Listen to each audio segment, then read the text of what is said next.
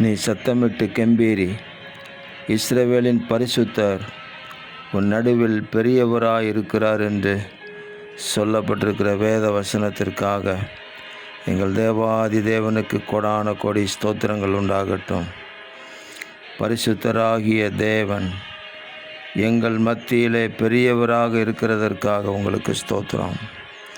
உம்முடைய பரிசுத்தத்தின் மகிமை விளங்கும்படி தேவரீர் பெரிய காரியங்களை செய்கிறதற்காக உங்களுக்கு கோடான கோடி ஸ்தோத்திரங்கள். பெரிய காரியங்களை அறிவிப்பேன் என்று சொன்னவர் பெரிய காரியங்களை, இயற்கைக்கு அப்பாற்பட்ட அதிசயங்களையும் ஆச்சரியமான காரியங்களையும் உங்கள் பிள்ளைகளாகி எங்களுடைய வாழ்க்கையில் செய்து ஆண்டவராக இயேசு கிறிஸ்துவின் நாமம் மகிமைப்படும்படி செய்வீராக.